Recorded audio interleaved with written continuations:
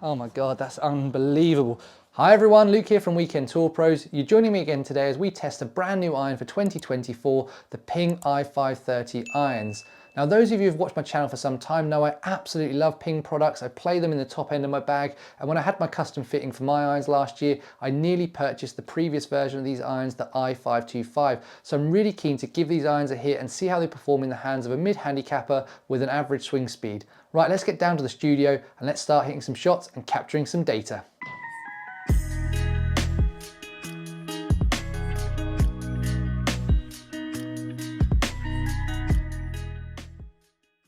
So I've got the Ping i530 iron in my hand for the very first time. First impressions are this is a stunning looking golf iron. Really well done to you, Ping, for delivering something that looks like a bladed golf club, but with all the benefits of a player's distance iron. When I place it down at address, we've got that bottom line, that bottom groove filled in that white paint that just helps you to line up the club to target.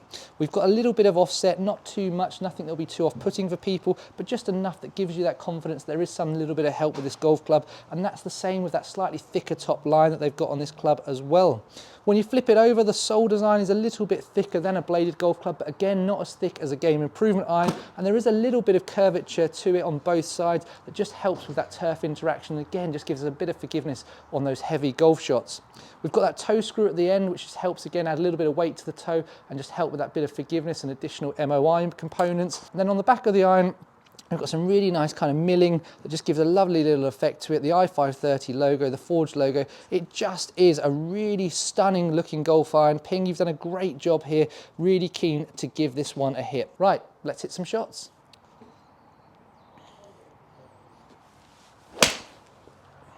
Oh my God. I don't think I'm going to hit a first shot any better than that. High, nice towering ball flight, good speed to it. Wow, that's huge.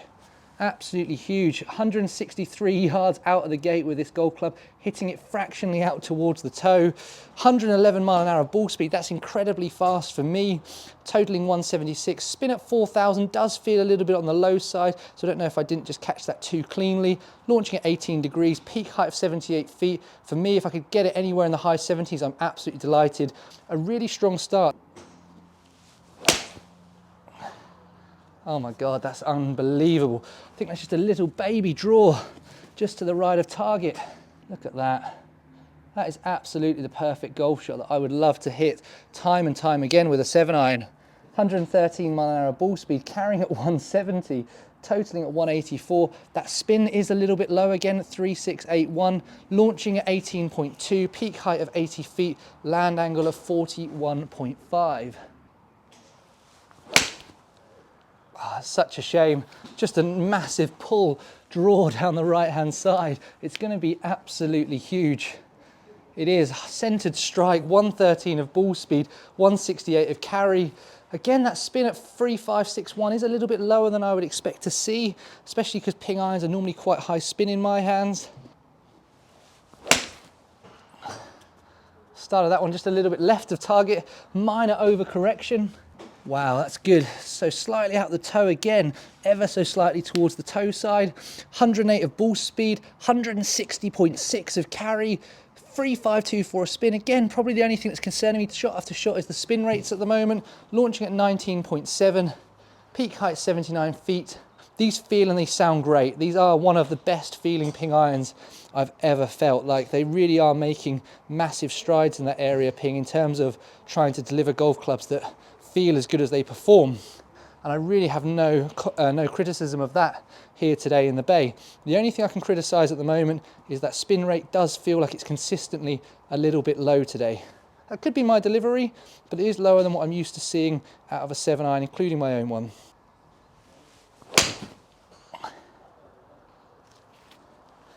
Again, just a little bit of a pull down the right hand side. Just shut the face down ever so slightly, but struck it right out of the middle, and it just felt awesome striking it out of the middle there. My club head speed's warming up a little bit. 115 of ball speed, 169 of carry, 183 total, spin at 4082, 16.7 of launch, 77 feet of peak height, and 41 of land angle. And as you can see, the TrackMan always does over-exaggerate the difference between the carry and the total, and you always have to take a little bit with a pinch of salt. But the one thing I would say from having a look at it, I think it is a fair reflection that it does roll out more than you would like it to because of those spin rates. Another one almost on repeat. Look at that again, like as soon as you find that centered strike, it feels awesome. And that ball speed again, 110, 162 of carry, 180 of total, spinning at 3383, launch at 17.5, peak height of 69, land angle at 38. They are long, but I'd probably rather see them in the mid 150s and see that spin rate of 4,500. Again, that might be something that with a fitter we could dial in the right shaft combination for me, and we might get a little bit more out of it in terms of spin rate, but they are long, but that's because of the lower spin.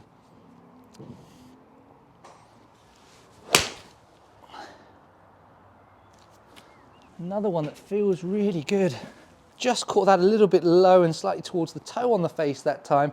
But again, ball speed at 112, carrying at 166, spinning at 39, launch at 17, peak height now back into the mid 70s, land angle at 40.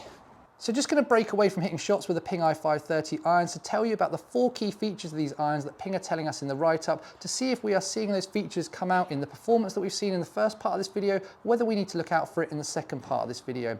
Now the first key feature they're telling us is that forged face. We saw the forged writing on the back of the iron earlier. It's a forged face using a flexible steel called C300, and that's allowed them to create a bending in the face that produces big distance gains. We are definitely seeing big distance from these irons. Let's see if that continues in the second batch of shots.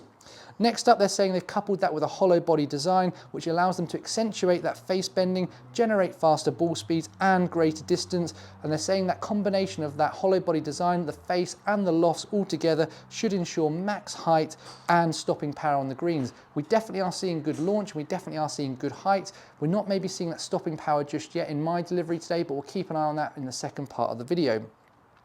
They're also saying on the face they've delivered more grooves, and more grooves equals more consistency of spin and launch. Now, it might not be getting the spin rates I would like to see out of these irons just yet, but it definitely feels like it's consistent, as does that launch. So I think Ping are delivering on that claim just there, and we'll keep an eye out on that spin rate as we hit the second batch of shots.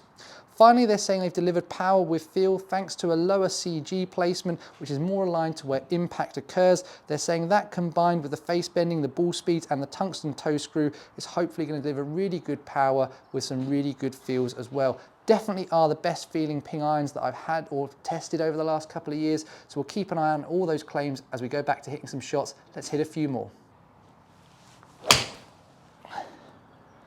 God, that's so good. Slightly right of target, but dead straight. I really do like the irons. There we go. We've got a spin rate that makes me a little bit happier there. 4,576, ball speed at 115, carrying at 166, launching at 15.1, peak height 71, launch angle at 40. I really like the iron. They feel great. They seem quite easy to hit for a player's distance iron. I would argue they're probably slightly easier to hit than my own Mizuno. Maybe it's just the setup here is feeling really nice in my hands today, or maybe it's because I've hitting them after hitting my Mizuno, but they do feel really easy to hit and get some good strikes out of. Like I say, the only potential caveat that I've got at the moment is that spin rate.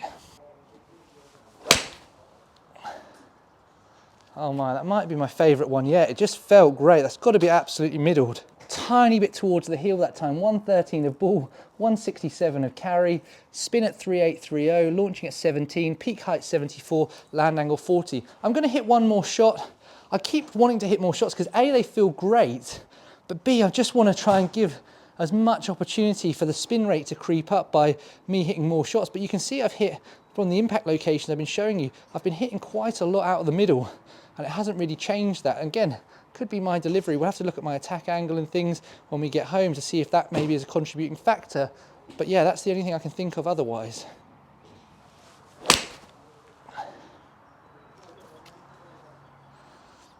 It's another beautiful golf shot. Hopefully a lovely one numbers wise to finish on. It is 113 of ball speed, carrying at 167, totaling at 180, spin rate at 4.2, launch angle at 18, peak height 82 feet, and land angle at 42.8. Right, done hitting shots with the Ping i530 irons. Let's go home now and compare the data from this batch of shots with my own Mizuno iron that I hit just before I started filming.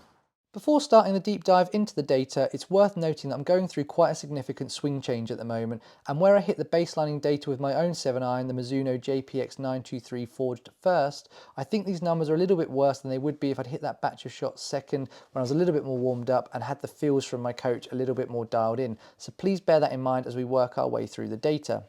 Now, starting on the left-hand side, you can see this point best illustrated by the difference in my club head speed with the two golf clubs. It was 2.3 mile an hour faster with the Ping i530 irons. This generated an additional 2.7 mile an hour of ball speed and meant the smash factor was identical with both golf clubs. The one concern that I had with these irons while I was in the bay was the spin rate. This is something I've not previously seen with Ping irons, as I usually find them to be one of the highest spinning irons in whatever category that I'm testing. But as you can see in the data sets, the spin rates with my own Mizuno JPX923 forged of 4928 RPM was at 1000 revs more spin than we were getting out of the Ping i530 irons at 3872. That's despite only 1 degree difference in loft. Now, if you're a golfer who generates too much spin and it's costing you distance, this should be music to your ears. But I am a low spin golfer naturally, and therefore these numbers are a little bit too low for my liking, which is a shame because otherwise I absolutely love these irons. Now, despite the slightly lower loft on the Ping i530 irons, they did launch fractionally higher and reach a higher peak height, but the land angle into the green was 1 degree flatter.